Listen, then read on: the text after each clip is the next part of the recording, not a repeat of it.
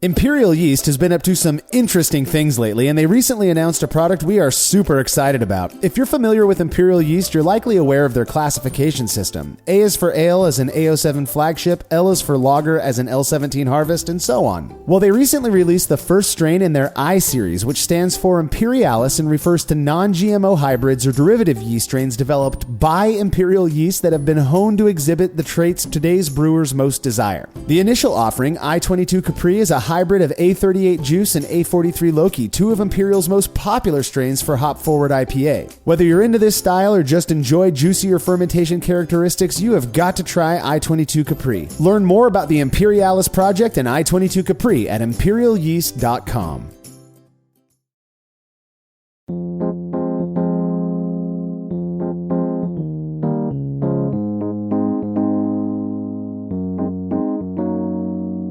A few months ago, we shared an episode where some of my friends and I reviewed a handful of beers that were all made by members of the Brew Club who were participating in what they are calling AvgBrü. This is a really cool project where every quarter, a specific style and a bunch of parameters are assigned, all of which are voted on by club members. Then everybody more or less brews the same thing. The first style was American Pale Ale, and while initially there was no plan to have us review those beers, being the selfish guy that I am, I proposed the idea to the leadership of the Brew Club, and lucky for us, they agreed. Well, the new quarter is upon us, which means more AvgBrü reviews. This is the Brewlosophy Podcast. I'm your host, Marshall Schott, and today I am joined by a couple of my favorite beer reviewers and friends, Tim Meisch and Justin Pretzer, to review a grip of New Zealand Pilsners sent in by members of the Brew Club. It's been a while since our last session. Are you guys ready to get into some Pilsners from down under today? Oh, this is going to be good. It's going to be good. Kick out that commercial nonsense and try something delicious. It's not a Foster's. This Miller Lite that we are pre-funking with is not nonsense, Justin. It is not. It is high up on the list. It's a very fine Pilsner. So if you're interested in this kind of stuff, or you just want another cool group of like-minded folks to kick it with, you can learn much more about the Brew Club by visiting thebruclub.com. That'll redirect you to their very active Facebook group. In the couple of years since this group has been around, I've been seriously impressed with the stuff that the leadership team has put together and the things that they're doing, like monthly meetings with really cool guest speakers, and of course, the AvgBrü project. Membership currently is free, so go join now. You've nothing to lose, and if you're listening to this show, chances are you're probably going to enjoy being a part of the club. One more thing, just so everybody is on the same page, these AvgBrü episodes will be quarterly, at least as long as the project is running and people are willing to send us their beer. And our plan is for Tim, Justin, and me to be the reviewers for this AvgBrü series. Our last beer review episode, where Tim's and my wives joined us to review listener-submitted beers of various styles, was not a part of the AvgBrü series, though that will also likely end up being a quarterly thing. And given the response we got from it, I'm pretty sure I was able to convince our wives to keep joining us for that one. So that'll be fun as well. Mix things up a bit. All right, if you like what we're up to and you want us to keep doing it, consider becoming a patron of Brewlosophy. By committing to a small monthly pledge over at patreon.com/Brewlosophy, you'll receive rewards like access to unpublished contributor recipes, unique discounts at YakimaValleyHops.com, and an invite to a monthly live Q&A session with somebody in the brewing world. Our guest for August of 2022 is BrewTuber Stephen Heprick, better known as the Apartment Brewer. Stephen regularly posts great videos on his YouTube channel that are both informational and very entertaining. Plus, as his channel name suggests, he has a ton of experience brewing on the smaller scale, so this session is going to be especially good for those of you who can't or just don't want to brew standard size batches. To be a part of it, you have to make your pledge at patreon.com/Brewlosophy by Friday, August 26, 2022, as Stephen's going to be taking questions that Saturday, the 27th.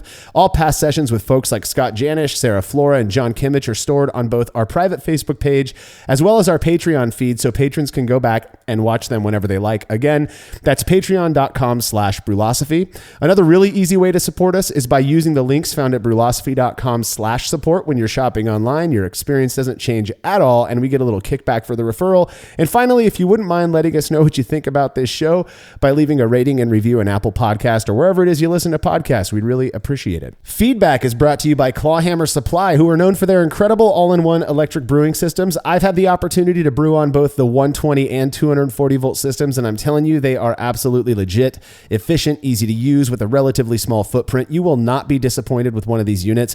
Plus, the guys behind the company run an amazing YouTube channel, which you can find by searching YouTube for Clawhammer Supply. If you're in the market for electric brewing gear to brew beer, make sure to check out what Clawhammer Supply has to offer at clawhammersupply.com.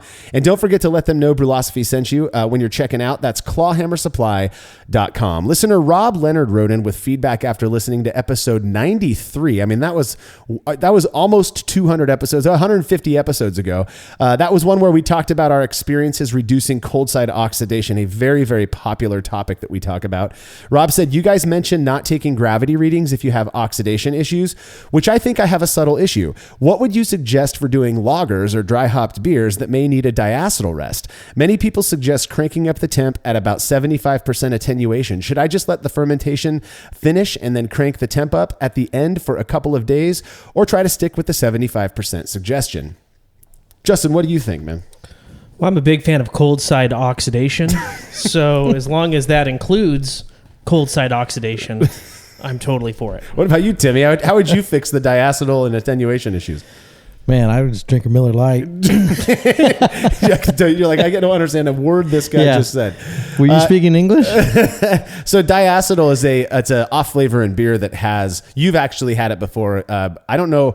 There's one time I remember where you in Jersey had a beer that was very buttery, and that's usually a diacetyl issue, and it's an off flavor. You don't want that in beer. And so there are certain techniques that brewers use to make sure that it's not in their beer when they go to package it. And so what he's asking is, if I'm doing that and I don't want to open the fermentation vessel to take a gravity reading to see if your beer's done fermenting, how are you doing that to reduce the risk of cold side oxidation, which you do not love? Nobody loves that. Justin. I hate it. So first off, Rob, if you're pitching proper amounts of healthy yeast, chances are diacetyl is not going to be much of an issue for you. In fact, I've fermented lagers a ton of times at traditional temps, around 50F, 10C, without raising the temp for a D-rest, and they came out just fine. That said, I'm all for raising temps to ensure it gets scrubbed anyways, and I tend to do that regardless of the style I'm brewing. Now, as for your question, it sounds like you're asking if you should skip taking a hydrometer reading as a gauge of when to start raising the temp for your fermenting beer. Short answer, in my opinion, yes. That's not something I've ever really been hung up on. Actually, I'm not even sure the 75% thing is necessary. You just kind of want to make sure that the yeast is out of the growth phase, as that's when most of the off flavors develop anyways. So what I would suggest is raising the temperature 2 or 3 days after signs of active fermentation are observed, which if you're pitching healthy yeast, again, viable yeast will allow that to happen in, 24 hours or less, even at 50 degrees Fahrenheit or 10C. If you're really concerned, you can wait another couple days. There will be, there's still going to be more than enough active yeast to clean up any diacetyl that's present. Either way, don't open your fermenter to take a hydrometer sample. I'm adamantly against that in my own brewery.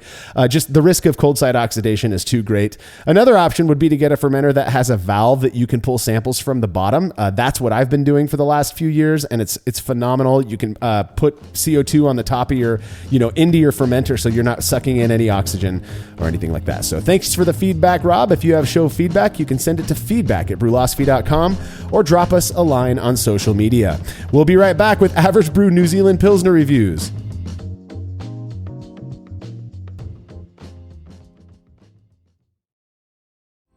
Chilling work can be a chore, especially after a long brew day, but not with the Xchillerator Counterflow Chiller, which can chill a 5-gallon or 19-liter batch of wort in 5 minutes or less, leading to a strong cold break and clear wort in the fermenter. Brulosophy's Matt Del Fiacco uses the Xchillerator Max and absolutely loves it. In addition to improved chilling efficiency, every Xchillerator comes with a 5-year warranty that covers the entire chiller for manufacturer defects. If you're looking to up your chilling game and a CFC is right for you, head over to Xchillerator.com today.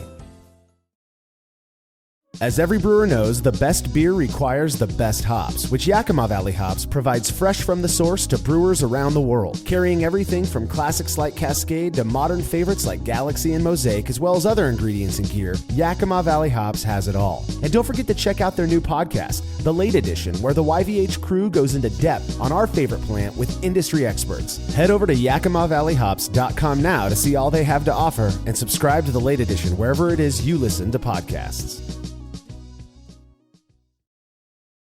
There's no denying that stainless steel is the best material for brewing equipment, and Delta Brewing Systems offers some of the lowest prices on high-quality stainless gear, like the Firm Tank, which in addition to holding 8 gallons or 30 liters of work, comes with a domed lid to even further reduce the chances of a messy blow-off. Plus, it can hold up to 4 psi of pressure for closed transfers. Delta Brewing Systems also has their own line of brew kettles, as well as one of the lowest-priced all-in-one electric brewing systems out there, and their prices are shockingly low. If you're in the market for legit stainless gear that won't break the bank, do yourself a favor and head over to deltabrewingsystems.com today.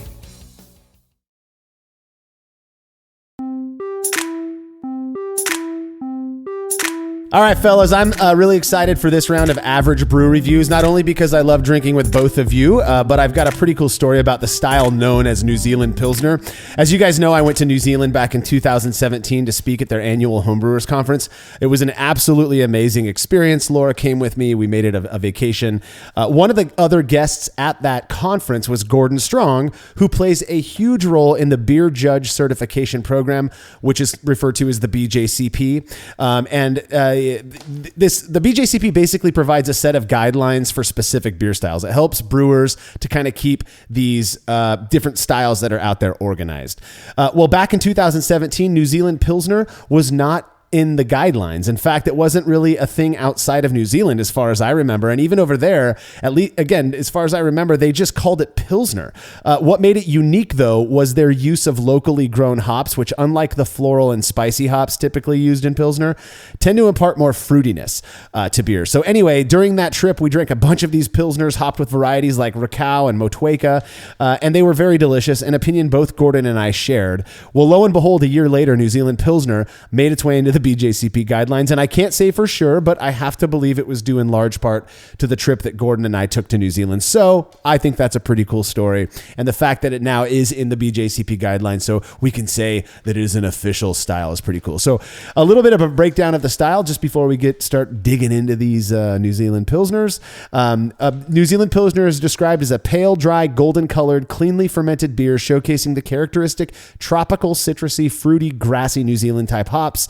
Medium body, soft mouthfeel, smooth palate and finish with a neutral to bready malt base provide the support for this very drinkable, refreshing hop-forward beer.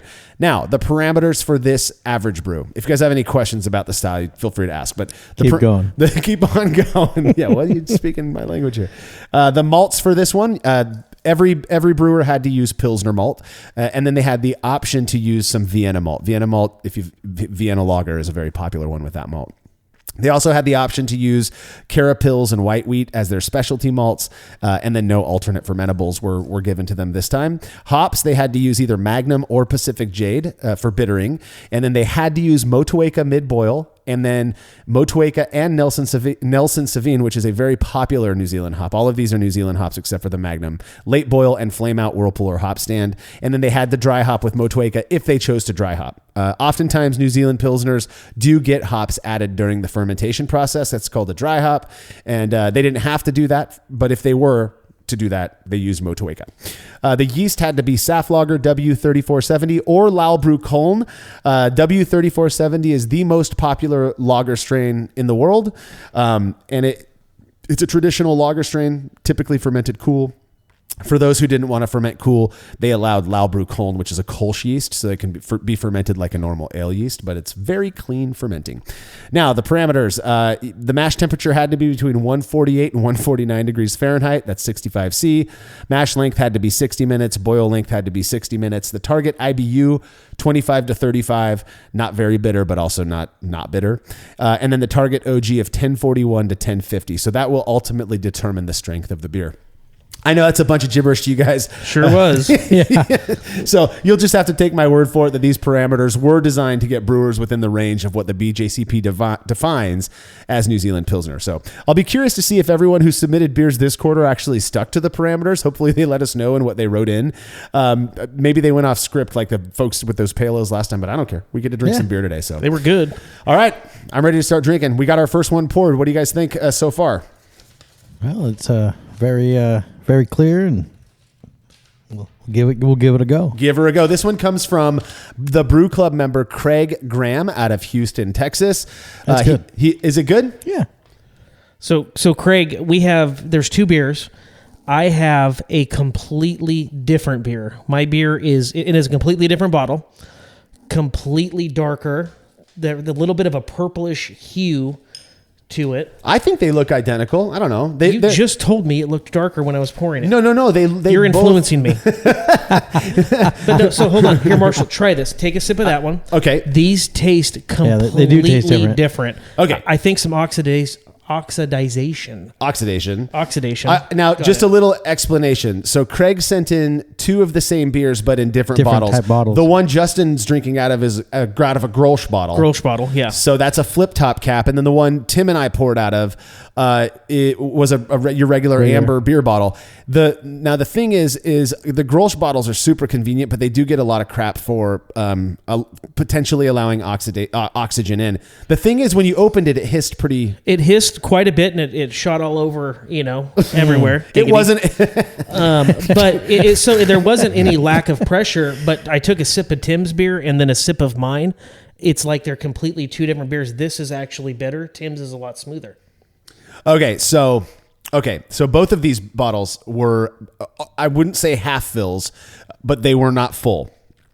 And unfortunately, both of these beers are oxidized. That is the telltale oxidation flavor. It's not like the beer does have, all of these glasses have kind of, I get kind of a purple hue out of the beer. And it's pretty though. I mean, good foam, good mouthfeel. Mine just has the back end flavor is not very good. Come again? It seems very bitter. Yeah. So oxidation can do that. Oxidized hops tend to be more bitter than fresh hops. So we can only predict. This is just one of the problems with shipping beer. It's just a huge bummer that sometimes, they're going up and down in airplanes and whatnot, and you don't know how they're being treated on the trucks. And it could just be that a little I don't know why the bottles weren't full. I don't mind it though. Yeah. Well, good. It's the first one. I will say that it's very difficult for me, and I can see you're an equal opportunity beerist. It's very difficult for me to enjoy a beer that has this level of oxidation, but I can tell this beer was brewed really, really well. It's clean. I mean, it's crystal clear. It's crystal clear. It looks like a commercial beer. The beautiful foam. Yeah, you pour a Miller Lite next to that, and I mean, it's just. It looks good. It's just, unfortunately, I think some O2 got into there, and that's oxygen, Tim, for people on the old Richter scale. Said nobody ever. I do want to read we asked that everybody send us in some information about the beers that they brewed. And Craig, honestly, killer job. I honestly think your beers, the oxidation is just because of the shipping process. I blame UPS. I do not blame Craig. That's right. It's UPS's fault. He calls this Grafton New Zealand Pilsner. He says the Grafton shipwrecked on Auckland Island, an uninhabited New Zealand sub-Antarctic island in 1864. The crew spent 18 months surviving on the island before building a dinghy and sailing 280 miles to rescue themselves. While brewing this beer, I accidentally added 0.75 ounces of Pacific Jade instead of 0.5 Motueka at 1 minute. Did this beer survive the crew of the Grafton, or did it perish like several other crews on Auckland Island? Very, very cool brewing process here. He didn't quite follow the parameters. That a baby, Craig. That's right, Craig. We don't do no rules, Craig. Yeah, his malt bill is good. He used Carafoam instead of Carapils. That's fine. Only 5%. But he did a 30-minute mash and a 30-minute boil. So this was kind of like a short and shoddy type of thing. He was supposed to do 60 and 60, but meh. And he used all the right hops. So very good. He did ferment this one with the Kolschieß, the Laumann Koln, at 68 degrees Fahrenheit. So again, Craig, this is not a diss on the beer. I'm willing to bet that this is pouring beautifully off your taps at home. It was oxidized when it got to us. Yeah, the shipping caused your beer to go down with the ship, unfortunately, Craig. But Tim liked it. Keep it up. Send us some more, please. It wasn't bad. Yeah, Tim liked it. It was better. And Tim's glass. I could drink Tim's. I couldn't drink mine. Mine was markedly worse. I felt they tasted exactly the same, but what do you know about beer? Yeah, I know, honestly. Right? Honestly. All right, we're opening up the next beer here. Yep. Oh, you need the church key. Oh, get in there. This next beer comes from Matt Skillstad. A little bit about Matt. He's been one of the guys in the Brew Club who's been very active as participating in what we call the Brew Club Experiment Series, and that's just where Brew Club members perform their own experiments the same way we do at home, and then we publish it on the website for them, so they get a little bit of love there. So thank you for sending these beers in to me, Matt. It's pouring quite beautifully. What do you guys think about the way it looks? This looks really good. A lot less bubbles than the last one. Yeah, not too foamy. Yeah, I have very little head on mine. That could just be the water that we rinse the glasses with, but mine's we poured from the same bottle, and it's got a nice big cap of foam. So. Are you going to fight us on everything? We did not pour from the same bottle. I'm just in a fighty mood, Justin. Oh my goodness. Oh baby. Oh yeah. That is like florally. Some floral. Yeah. Some not citrus, but definitely some fruity flavors. Bready. I get bready. And some pepper. Dang. I don't know if like black pepper is maybe the term, but man, this is... When you weren't looking, I put pepper in it. That makes sense. Oh my God. That's that is good. really good. Matt, home run. Home run, Matt. I know. Just poured them and our glasses are almost empty. Wow. Matt says, I always have trouble following a recipe. I went out to the garage intending to use 90% Pilsner and 10% Vienna, but whenever I weigh out my grain bill, I always get a wild hair and change things up last minute. You and I couldn't be more different on that, Matt. If I have a recipe, I stick to it like to a T. It's just my nature to do that. But he says that's the fun of it, right? Yeah, for you it is, buddy. Let's see. New Zealand Pilsner. He's from Pierce, Nebraska. And I don't think he has a name for this. So he's not like Steve Thanos from Brewlosophy, who just, like his art is naming beers. And we're calling this the Husker Gold in honor of Nebraska and football season coming up. I actually poured the rest of my bottle back in here, and I think now that the water was gone, I think you're right. I got more bubbles. Yeah, a little bit more head.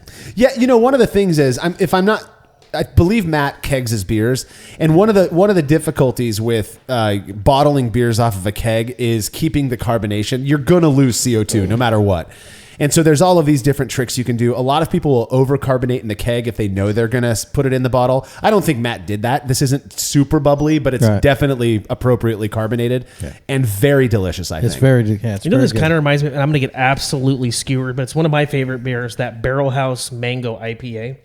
So that's interesting you say that, because I get a real tropical fruit thing in this as well. I don't know if it's mango, but it's not pungent. It's just there. Yeah. And I think that's where Matt nailed the New Zealand Pilsner part of it, is he didn't go overboard with the hops, but you get the Pilsner flavor with a little bit of this more tropical fruity character rather than that. It's floral, but it's not that's all I get. Yeah, you're not sucking on like a bouquet of flowers here. Yeah, right. Exactly.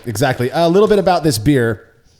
He went 1049 OG to 1014 FG. That's 4.6% ABV in the end. Sounds like Emily might have just showed up. She did. 39 IBU. Emily is Timmy's daughter, walking through the door now. 39 IBU. So he went on the higher end of the bitterness, which I'm really glad he did, because I feel like it balances that malt sweetness really well. Yeah. Did a 10-gallon batch, 40-minute mash, 30-minute boil. None of you guys are following the damn parameters, which I'm cool with that, I guess. I love this group. Rules are not cool. Rules schmools, right? 18 pounds of, we'll just say he did German Pilsner. He did use Vienna. He used wheat malt. And he used chip malt. And that may explain that foam that we're getting. Chip malt is do New Zealanders know that they're using German stuff? Are they okay with that?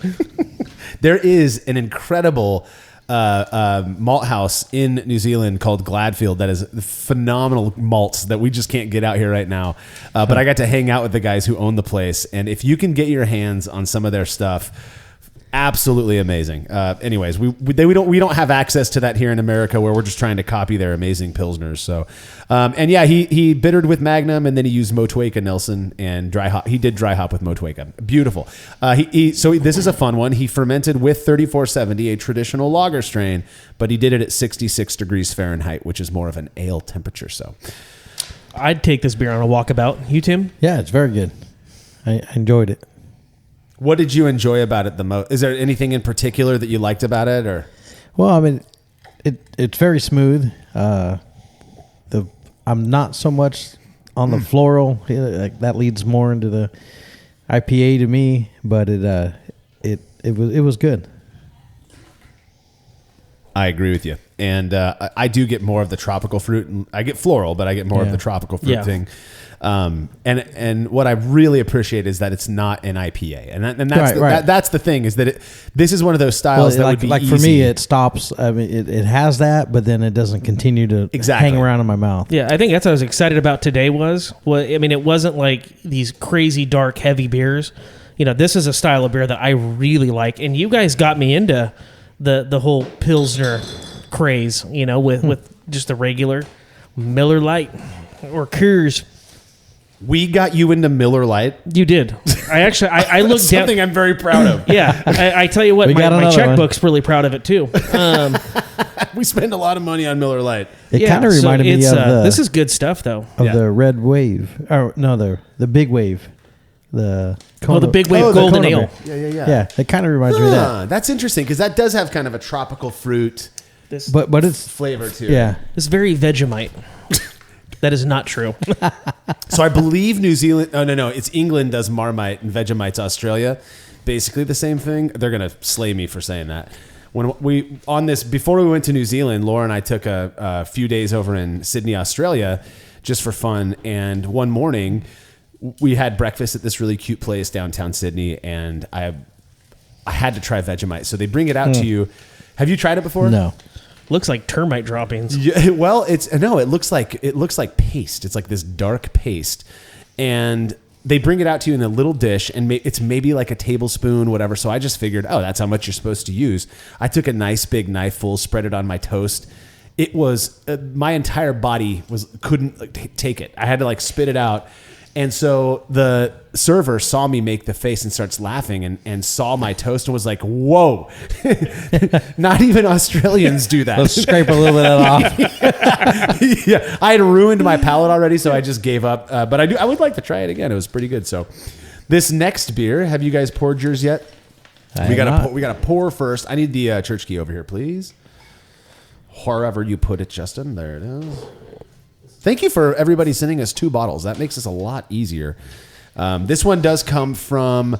Oh, this is a fun one. This is Jason Colati and Sean. I believe it's Normal or Normile. They are from South Florida, and they did a collaboration brew on this one. So they brewed it together. By the way, if you want to be careful pouring these things, because you don't want to shake any of the yeasty stuff. Well, now you tell me.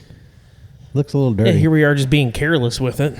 Yeah. Oh, yeah. This is really dark compared to the last 2 that we've had. What color do you see in the dark there? This is almost like an unfiltered apple cider dark.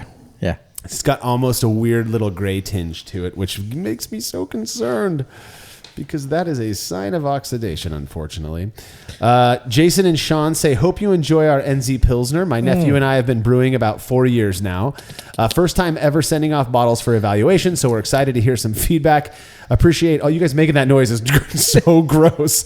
Appreciate all you and the Brewlosophy crew do for the homebrew community. Oh, thank you so much, Jason and Sean. That is awesome. Here are some stats on this beer. It says 1049 OG to 1008 FG, 5.4% ABV, 37 IBU, and 4 SRM. This is not 4 SRM. That's a color thing. This has got to be... Like 6? Like 12 or 13. Yeah. I was halfway there. Something gave this... You weren't done yet. Something gave this beer a very dark color, and I haven't tasted it yet, but unfortunately I have a guess. They fermented this one with the Kolsch yeast. Let's see, used all the hops. They did dry hop with 2 ounces of Motueka. That's awesome. So that is this beer. Let's give her a go. You guys... I actually think this is kind of good. It's kind of buttery. Yeah, it's clearly not like the last one that we had, but this has had something in it that's not supposed to be there. What's butter again? What's that called? Diacetyl? Yeah, this is... I don't get buttery at all. Tim's covered in diacetyl. What I get is oxidation, unfortunately. I get a very sweet malt character to it that's just cloying, but it's subtle in this one. The weird thing is how dark this beer is for what was used in it. Also, if we go back to the first one, and I'm not picking on Craig in the slightest, because again, Craig's was a shipping issue. That shipping issue created like a really bad bittery aftertaste. Yeah. While it's not as clean and as good as the last one we had from Matt, this doesn't have that really funky bitter aftertaste, but you could tell it's just a little off. Yeah, and you could tell that this beer I actually will finish this. And 100%. This one is not. This isn't horrible. I don't know if it's a shipping issue or not. These were bottled in regular amber bottles with crown caps, so I don't think it's that. It could just be the bottling process. I don't believe these don't look like they're bottle conditioned, but maybe they are. He didn't write that on here. But yeah, he used 90% Pilsner malt. That's a very, very pale, light malt, and only 8% Vienna and 2% Carapils. There's no reason it would be this dark, and that's what leads me to believe. I mean, it's clear. It's got a haze to it, but you can see through it. Nice foam. If I got this at Ka, I wouldn't send it back. And I've sent some beers back where I'm like, yeah, I can't.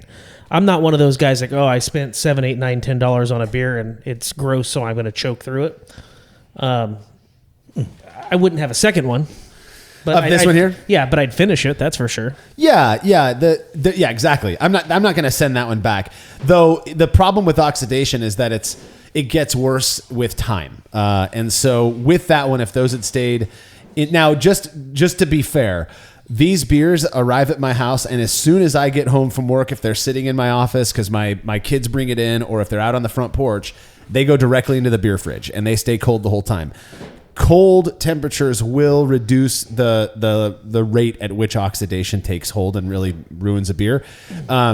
So I do wonder if the warmer temperatures during this time of year expedited that oxidation process a little bit. Even though I put them right in the fridge immediately, it's just bound to happen when you're shipping beer like that. Why aren't your kids putting them in the fridge? I need it because I don't pay them, and it's a job, Dad. Wait, pay's an option? Yeah. Are you getting paid? I'm not getting paid. We're getting beer. We're getting beer. That's right. When I said buttery, I wasn't like the taste of it. It was like the way it coated your mouth. It was, I don't know, just hung around in there nicely, actually. Yeah, so he used Viking malt, it looks like, and that is a craft malt. If I'm not mistaken, I've never used it, but I believe it's a craft malt, and that may be also just when I use like Mecca Grade Estate malt. You've had plenty of beers, all the beers that I have on tap for the last few years. I do get a richer malt character that sometimes comes across as almost like toasty or but and often, if you taste toast, you usually put butter on toast, so your brain might make that association. It was like smooth feeling. It was a really creamy beer. Yeah, there you go. That's what I was looking for. Like creamy? Yeah. Yeah, there you go, Justin. I'm just not very good at describing it. Yeah, I think you're amazing. You are a world-renowned beer reviewer. Oh, yeah. Moving on to the next beer here. This beer comes from, I believe it's Will Allward. And I'm giving him a massive shout out because he sent 2 versions of a New Zealand Pilsner. And I can't wait to read to you these. Yeah, comes from Will Allward. He sent 2 versions. This is the first one that he calls Miyagi-Do NZ Pils. What is Miyagi-Do? Miyagi? What do you mean, what is Miyagi-Do? What's wax on, wax off from? That is Karate Kid, right? So now he sent another one that we're gonna get into later. Goodness. Hold on, I gotta pour me this. Oh no, this one Tim just had a bottle of diacetyl. Yeah. It is purplish. This one has definitely got a purple tint to it as well. Well, this is no fun when they're all like this. So Definitely wax off. Okay, so he has different names for these. So he's got Miyagi-Do NZ Pils and Eagle Fang NZ Pils. And he says the story of Eagle Fang and Miyagi-Do. It all started one fateful day back in the 1980s. A soft-spoken Danny LaRusso met a wild and cocky Johnny Lawrence, and their epic feud began. Although deeply rooted in their karate training over the years, fast forward 35 years and their feud is now spilled into brewing beer. Unbeknownst to them, they've brewed the exact same recipe for an NZ Pils, but have used their dojo's differing ancient yeast strains. Miyagi-Do Pils, that's the one we're drinking now. Danny LaRusso with his Kolsch yeast, his Köln yeast, which is Kolsch yeast, brewed a NZ Pils that comes across with a soft approach to enjoying a glass of beer. But make no mistake, pour with too much aggression or attack this beer too fast, and it'll crane kick your face into next week. I think that's about how you responded. Yeah, Tim got crane kicked right in the mouth. Remember, there's nothing to fear with this beer. It'll only use its hoppy goodness to defend itself. This is the Miyagi-Do way. I'm going to go ahead and go into this one. Do it. Yeah, that is oxidized. So hold on. I just That's- blew yeah. Tim's mind here. So we drank them out of a pint type glass. Not good. Take a sip out of the bottle. It tastes completely different. Okay. No, that tastes the same to me. Yeah. Why are you? Is this your first time? Damn it! I wanted every part of me wanted Miyagi-Do to win and kick Eagle Fang to the curb because they got a little big on themselves, a little cocky. Yeah. This beer, I think, got a little cocky. I will tell you, this is really bumming me out because so far what are we like 75% of the beers that we've had have been clearly oxidized, and that just sucks because I do so much think time and effort goes into these, and that's what's hurting is I'm not knocking the guys doing this. I don't know the first thing on how to take a bag of malt, a bag of, well, I think it comes with like a pouch of yeast or however it is you guys do this to make beer. So I am not dogging on that. Wait a minute. Do we have an opportunity here? We have something. Hold, Houston. I will tell you, look at the difference in those beers, and these came from the same brewer. So Eagle Fang. Oh, Eagle Fang. Hold on. They might pull it through. Wait till you, Eagle Fang. only you make difference. my heart.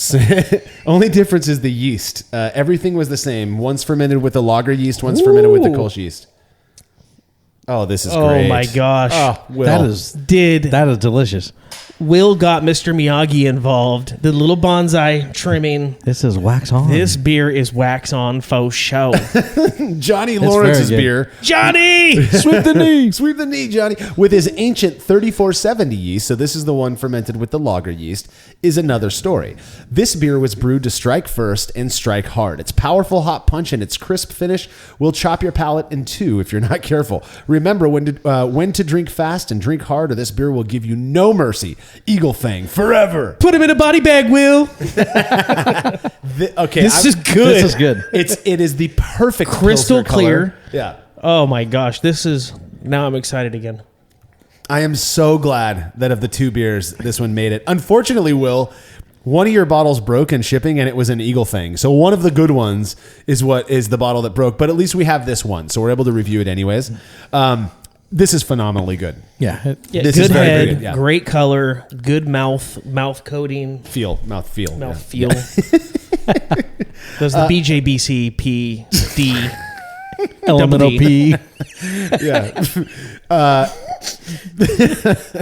What do you get? It's very crisp at the end too. So crisp, and it like washes right off your palate. What Yeah. do you guys get any hop character at all? Do you get anything you can kind of I get a little of the back end like tropical type flavor, definitely a little bready, but again it washes over your palate and then it goes away. That is so good. That's good. I would be so happy to have that on tap at my house.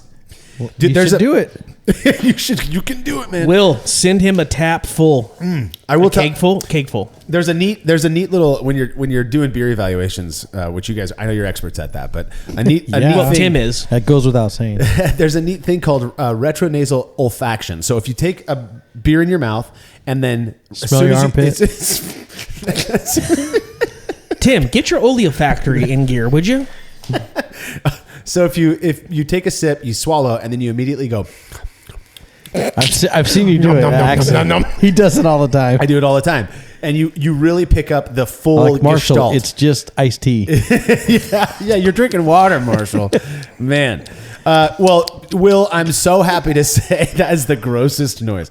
I'm so happy to say that Eagle Fang is a winner. Eagle Fang is the clear winner. Yeah, both of these beers, it looks like they're both 5.3%, 44 IBU.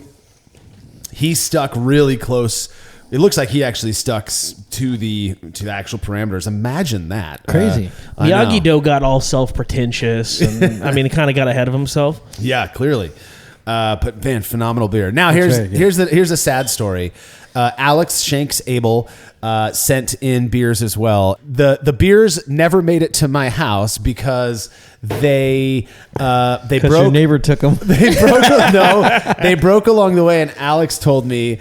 Alex emailed me, and they said that they got a message from UPS or whatever UPS it was. doing people dirty this go around. But I want to give Alex a shout out. They're a great person who is a big part of the Brew Club leadership, and they got selected to do the to submit the beers, and they ended up breaking. And you spend all this money to ship it and package it, and the effort that goes into it. Yeah. And so you deserve the shout out, Alex. You know we love you, and thank you so much. I bet it would have been good. I guarantee it would have been good. The UPS guy's like, I don't know what happened. Like in Ace Ventura, dude's doing cartwheels on it down the street. Exactly. So, but those, unfortunately, we had some oxidized beers there. That's a big bummer. And for the people who sent them in, we still appreciate the fact you sent them in and let us try them. And absolutely. Thank you so much. It's the weird part for me is when you get an oxidized beer that looks beautiful. It's clear. It's got a nice cap of foam on the top, but it's just oxidized and it has those characteristics. So,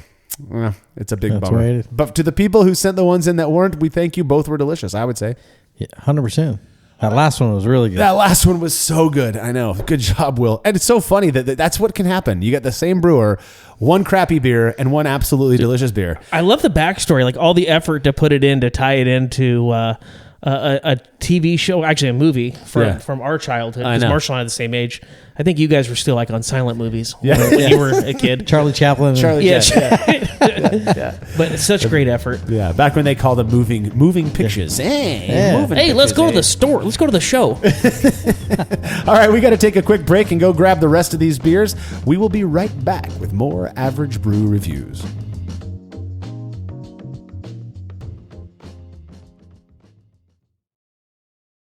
After a long brew day, the last thing I want to do is waste more time chilling wort. I've tried so many different options, and ultimately I settled on the super efficient immersion chillers made by Jaded Brewing. With the King Cobra and Hydra, I'm able to chill my entire batch of wort from boiling to just a few degrees above groundwater temperature in as little as 6 minutes.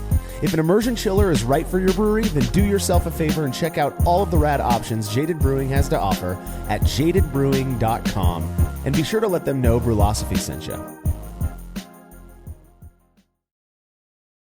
Family-owned Atlantic Brew Supply is the largest homebrew shop in the Southeast. No gimmicks, no multinational corporate overlords, and no BS. They offer exclusive malts, yeast, and more from local artisans, as well as award-winning recipe kits. They also sell professional brewing gear and cask equipment from sister companies ABS Commercial and Cask Supply. Most ingredients are available by the ounce, plus Atlantic Brew Supply has an on-site calculator to help you craft your best brew. Orders are processed same day, and 2-day shipping is guaranteed for East Coast customers. Get 15% off your first order using promo code BREWPOD. That's BRUPOD at AtlanticBrewSupply.com.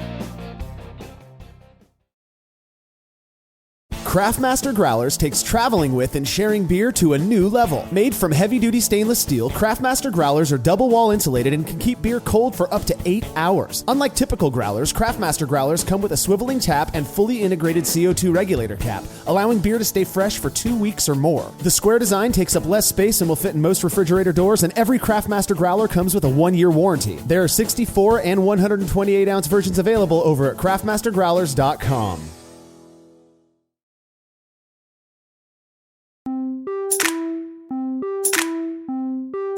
So far, I've been impressed with the non-oxidized beers. I've also been impressed with how oxidized some of these beers have been. And it's making me wonder a few things. I am stoked to drink a few more of these. This next one comes from the Brew Club member, Shane. I don't think I have a last name. Interesting spelling. They spell their name Cheyne, but he says it's pronounced Shane. I'm laughing at Justin's face, not the name. He says, I always laugh at Justin's face. You're going to get crane kicked again. Out of Gilbert, Arizona. He says, you'll find me on Instagram as Pagan Brewing. Oh, yeah, I think we follow you, or I've seen you at least, Shane. I started homebrewing about 3 years ago, and instead of flooding my personal account with homebrew stuff, I created a separate account and realized so many others do too. Why Pagan Brewing? Because Heathen Brewing was already taken. Oh, Justin, and is an actual... I'm praying for you. and is an actual brewery in Washington. At the time, my wife and I were watching the show Vikings, and I loved how the English Christians would call the Vikings pagans. I decided to embrace this once derogatory term and now try to come up with meaningful names for all my beers based on the style or ingredients I used. I like that. Side note, he says, I did enjoy the episode on naming beers too, but you already got enough feedback on that. We did an episode where we just talked about, our experiences naming beers, and we got more feedback on that episode than anything we've done before in the past. Wow. I thought it was going to be a dud, and Steve was absolutely correct. I'm going to have to start listening to it. Yeah, it was a pretty fun one. I typically spend hours researching historical pagan traditions to name my beer. That is awesome, Shane. All right, so here we go. A little bit about this beer. He calls it Praise the Atwa. The Atwa are the gods and spirits of the Maori. I think it's Maori. The native people of New Zealand. That's pretty cool. Praise the Atwa. He says he brewed this on May 23rd, kegged it on June 3rd. It cleared up beautifully, but started to taste like butter after a couple of weeks. On June 17th, I pulled the keg out of the keezer and let it come up to room temp. Over the course of a week, I would regularly degas and shake the keg. That's a way to get the diacetyl to leave the beer, is to warm it back up. So any yeast that's still there will, fix that, basically. I'm not going to bore you guys with technicalities. Finally, it tasted clean, and I put it back in the keezer, but it got hazy again. That could just be chill haze. I know you like your beer clear. Yeah, that's right. But put it back in the keezer on June 24th. I would have loved more time for this to clear up in condition, but it needs Brewlosophy's review. That's right, Shane. I hope you like it. It makes it there in one piece, and it doesn't taste like butter. I'm going to say I have not tasted it yet. Have you guys tasted it? So how do you pronounce his first name? Shane. Okay. Shane, tricky. Norseman. Since you love, if you like to laugh and you have a great affection towards the Vikings, watch Norseman. You're welcome. So back to the beer. Sorry for that. This is an interesting one because it is, again, clearly oxidized by the way it looks. It's purple. Yeah. It's not too dark, but it's definitely got that purplish hue to it.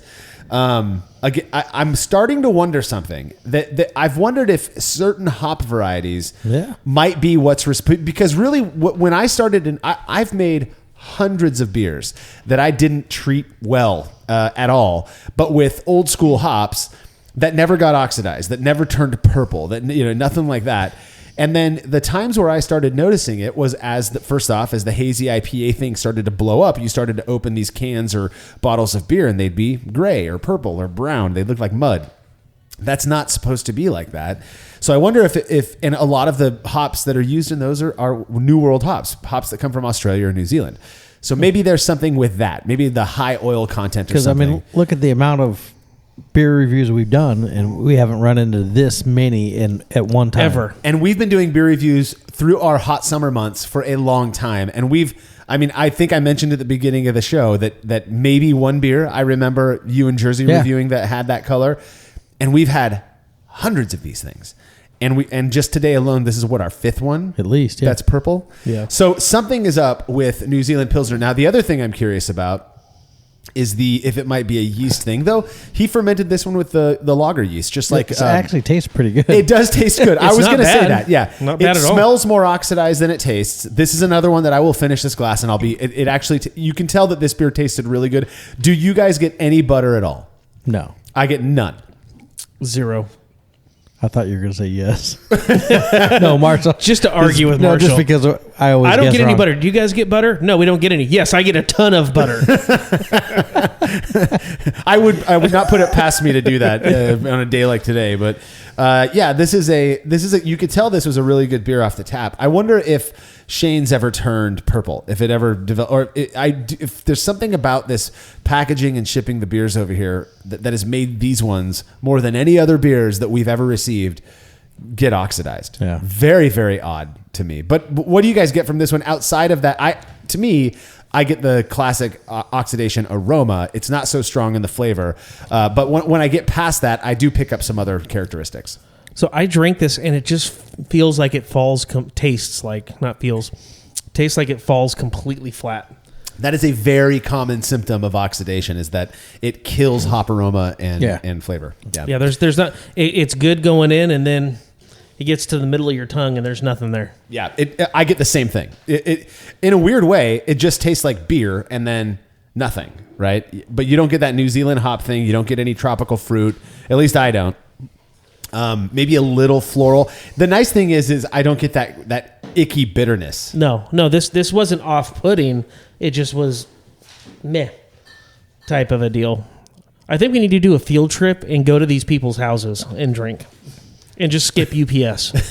That's it. Because I could tell, like, These beers are made incredibly well. Let's put that in the suggestion box. We're going to put that in the suggestion box. Tim and Justin want to make us a suggestion box for Marshall that just the two of them use. Okay, here's the thing about a suggestion box. It's supposed to be anonymous. Well, you don't know which one of us did it. 50-50 chance. It's going to be both of you dumbasses putting the same stuff. Well, by 50-50, I mean, there's almost a 1 in 2 chance you'll figure it out. This next beer, you mind opening those bottles, Justin, and then just hand me one? Okay, this next beer comes from, Scott Renavdi, I believe is how you say it. Renavdi, from Wayne, Nebraska, our second Nebraska brewer, which is pretty cool. And he calls it Crooked Kiwi. Now, I'm going to say up front, just looking at the bottle, these are 3/4 fills, just like the first one. Through the bottle, this beer is crystal clear, so I'm hoping it's also yellow. Oh, that looks pretty. Looks good. This is promising. This is promising. Looks real pretty. Look at that. Heads hanging around for a minute. A lot of yellow. Looks like a sample. Yeah, you sound like Coldplay. All right, Is it a good thing? Or? Yeah, I like Coldplay. Okay. I had this conversation with Jersey last time he was in town. I don't understand why Coldplay gets so much hate. I get that like it's cool to hate on certain bands, but they're actually, I think, a pretty talented band. No, do you guys disagree with me on that? I'm not a big Coldplay fan, but You I don't look like it. I look nothing like him. I'm short and chubby. No, I didn't say you look like Chris Martin. I said you look like a Coldplay fan. You just have that look. Who's Justin. the other band that everybody loves to hate that's actually like, I mean, a pretty big band? And do you like them? I love them. Backstreet Boys? Well, yeah, I still have their poster up in my bedroom. I bet My you do. wife's On your been ceiling? asking for years to take it down. I'm like, ain't happening. Ain't happening. Yeah, I've actually seen Backstreet Boys live. Our neighbors, the Harringtons took us to see. Oh boy, I see your faces. Took us to see the Backstreet Boys. That's interesting. This has like a pear flavor. Oh, okay. I think I know what this is.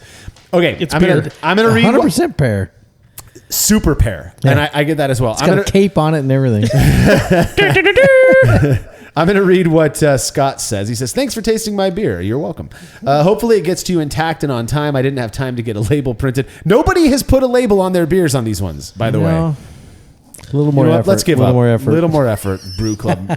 He says, "But I included a concept label above.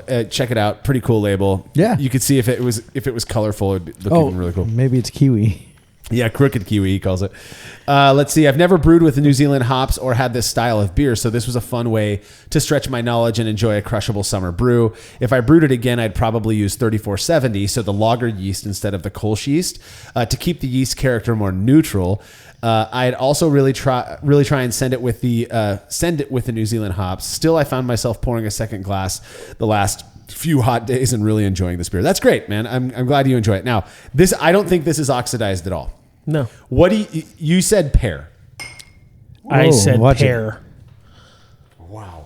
I mean, this is like, I feel like I just took a bite of a really fresh pear. And that's not what I'm expecting to Pear with have when I have my beer. like a peppery pear.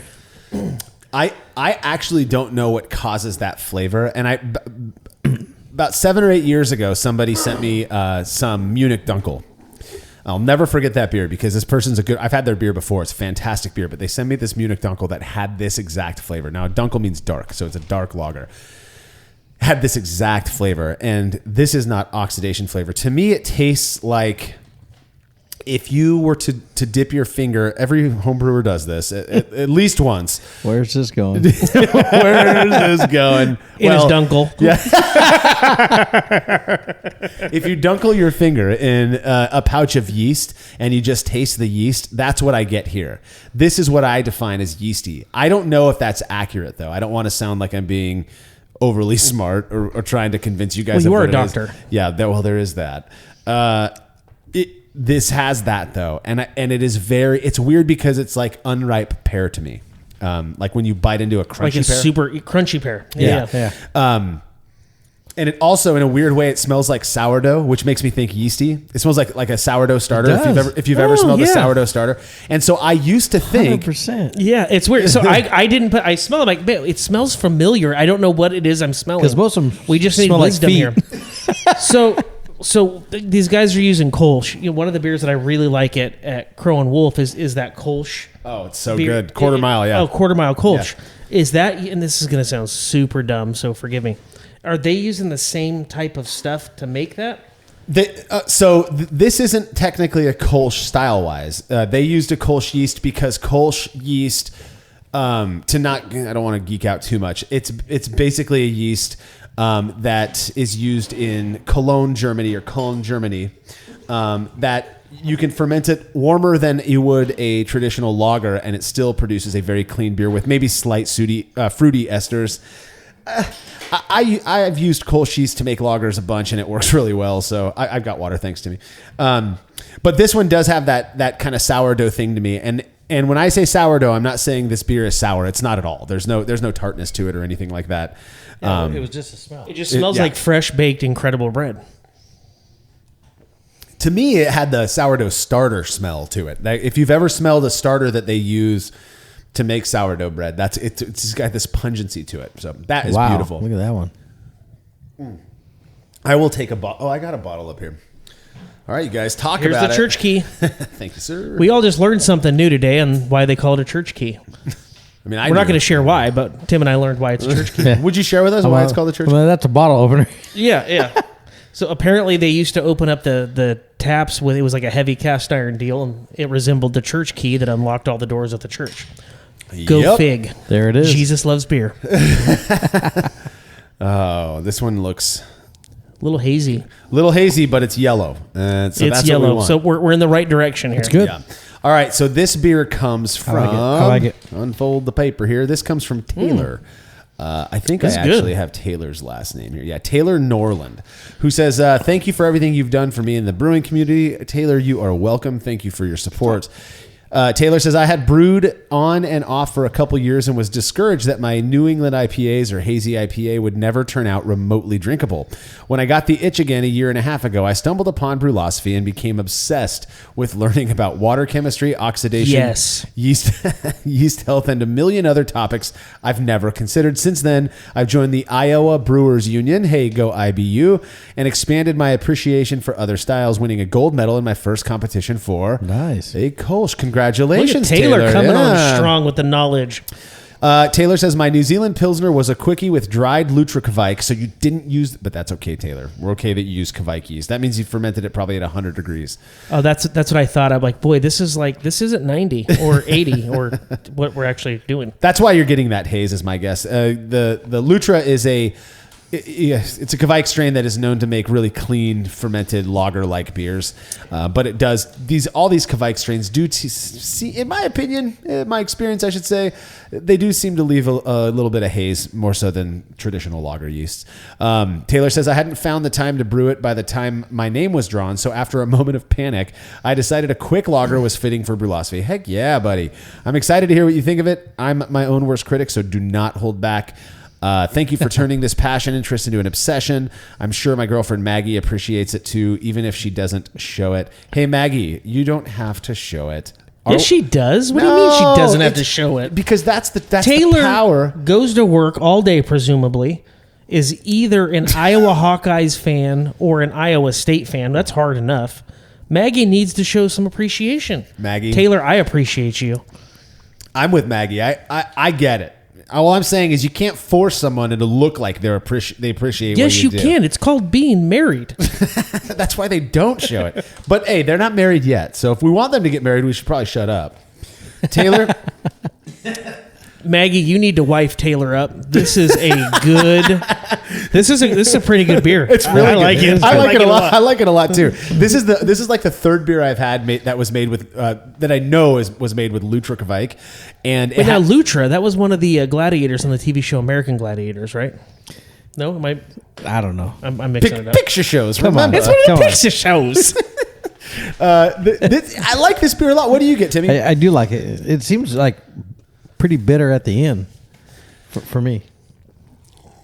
Definitely, it's that tropical flavor that's coming through. Man, yeah. It's good. It's hoppy. Or At hoppy, the yeah, end. yeah. And this is what's weird. Is I'm just still trying to wrap my mind around because I keep looking at the beer to be all beers, the Miller Lite Fine American Pilsner beer, right?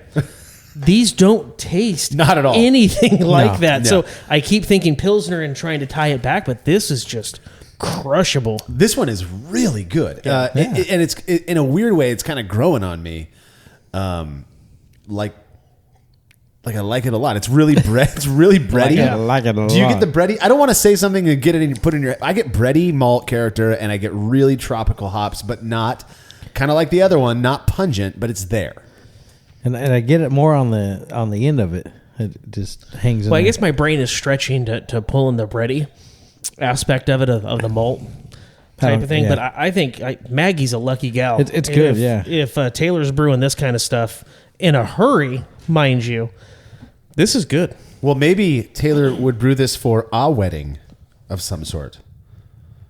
Whose? I don't. Theirs. I don't.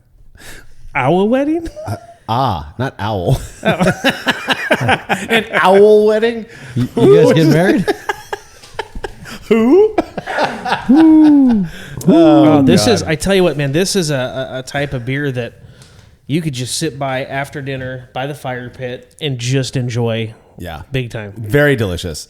You know what I'm wondering now is, has Taylor already been like, hey, Maggie, they're talking about us. You got to listen to this. And then we made them both feel very uncomfortable about talking about. Oh, God. I hope, like, my life's goal is to make people uncomfortable. Me too. Yeah, I don't and mind push it. buttons. And just push buttons. You're making me I tell you what, uncomfortable. if you guys haven't proposed, now's the time. Yeah. We'll just wait for you. Go ahead. Or if it's not the time, stick to brewing beer because Taylor, this is a good one. It's really good. Yeah, Taylor, I'm not a big fan of Kvike. I've said that a million times. And then, unfortunately, Brad has proven that I do like Kvike beers because he tested me one time. Brad is the brewer over at Crow and Wolf. Taylor, you're one of the few who is working to convince me that Kvike can actually be quite tasty. And in this case, your beer really was delicious. So thank you for sending that. The next beer, which we are cracking open now. Oh, here you Went go. to church key. You're just going to start to church. We're to call it the youth group key. Oh, yeah. Been there, done that, Justin. Put that up there. Okay, let's see. This one comes from Eric Carlson from North Carolina. Hey, some of our... almost dropped that bottle.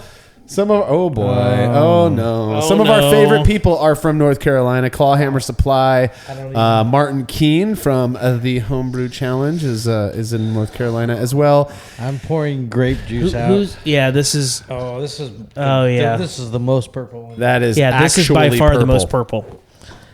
Well, when Marshall goes, there's a chance you could pour purple beer. I'm like, okay, have you actually ever seen beer? Are you guys? I've finally seen purple beer. Yeah, like 6 of them now. Oh my gosh! It's like these are glasses of Skittles. This one is actually purple, like purple, and quite maybe it's like a purple nurple. What was that drink they made on The Simpsons with purple cough syrup? Oh yeah, Purple drank. It was a flaming mo. This is a flaming mo. Purple drank. My drank. He calls this Chaotic Dream Enzy Pilsner. This was the last beer I brewed before I built my fermentation chamber, so I was just controlling the temperature by moving it from room to room or adjusting my thermostat in my apartment. Dude, I did Yeah, I did the same thing, Eric, when I first started brewing. Is I was up in Bellingham, so it was more not wanting it to get too cold, right? Whereas here, you don't want your beer to get too hot. Where's Eric from? Eric is from North Carolina. Okay. I'm not sure what city. I don't think he put that, but...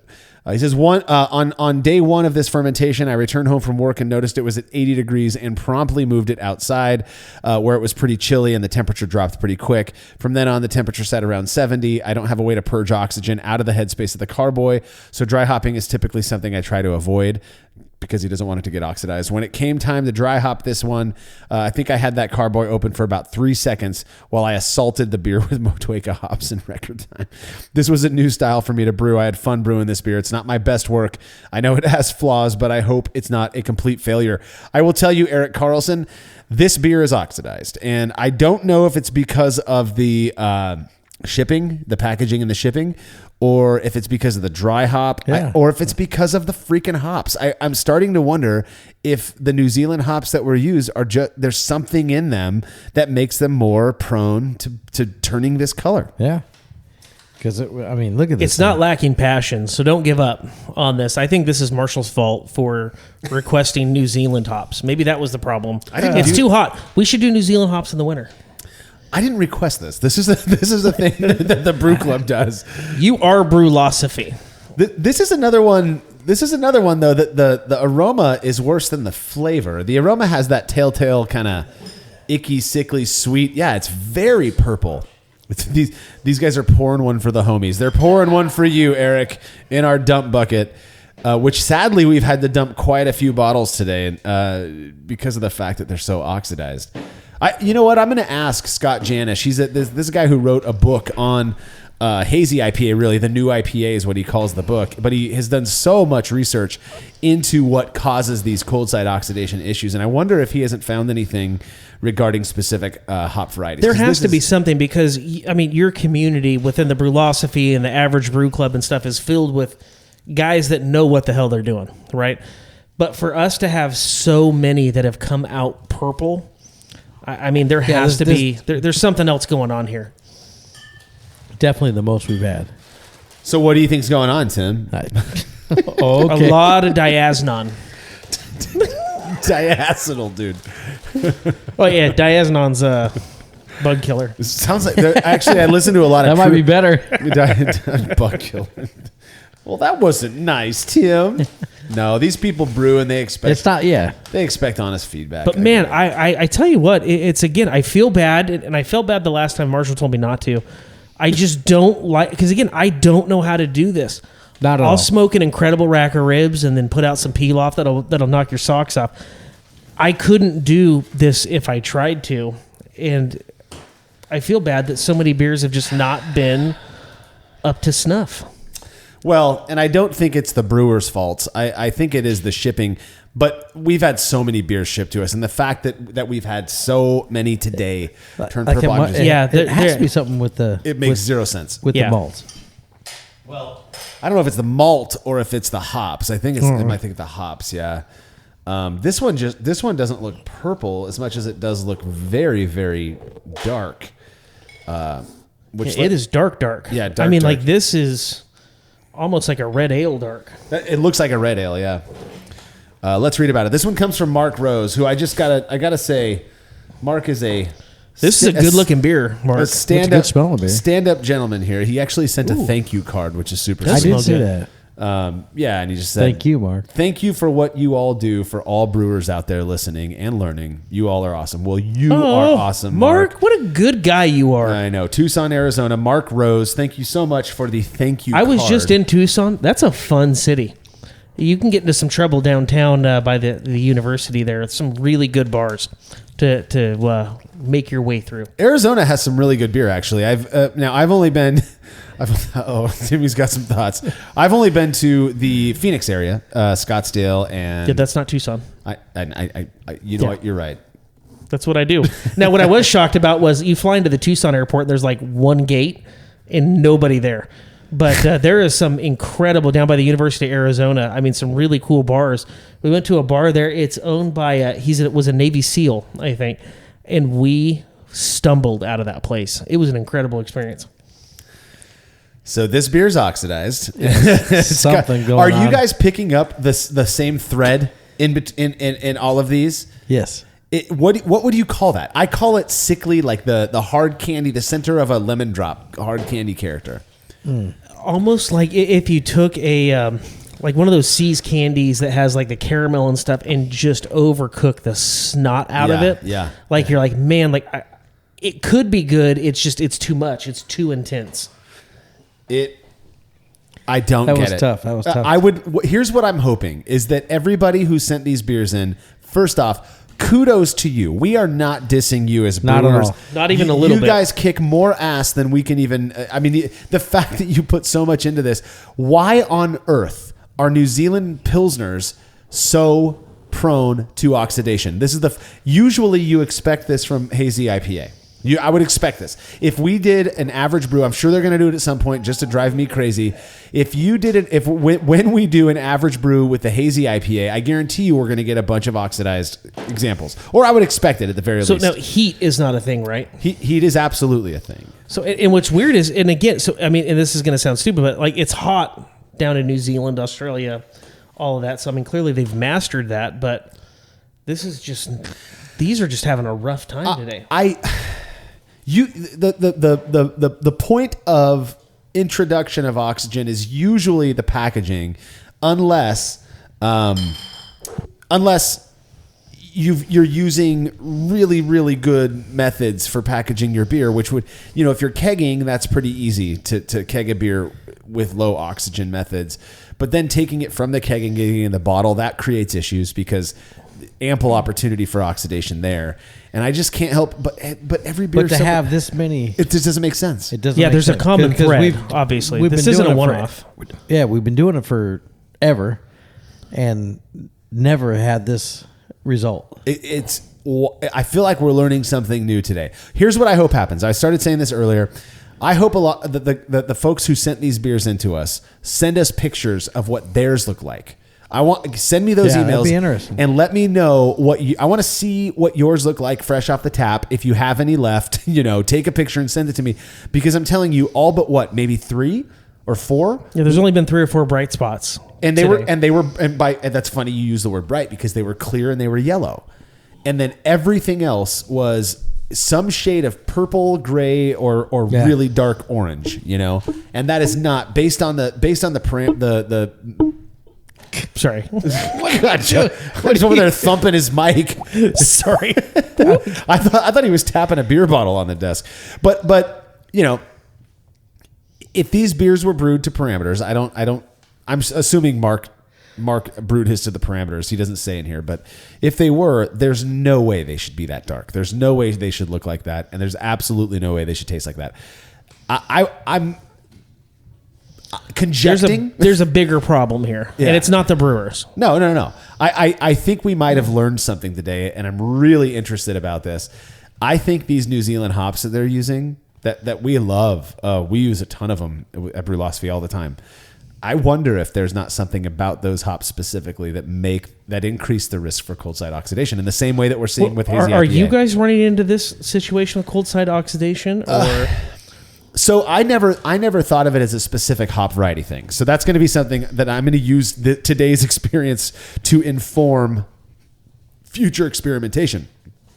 I have had in experiments that I've performed where I've intended to get cold side oxidation, the only times I have so far where I've actually gotten it, you could see it and taste the difference, is when I'm making hazy IPA. There was a time, this must have been 6 or 7 years ago, where I made a Kolsch and I forgot it. Remember when I had the 7-tap Keyser? Mm-hmm. I forgot about that keg. I had disconnected it and put it on something else. And that keg had been sitting in the back of the Keyser for like 8 months.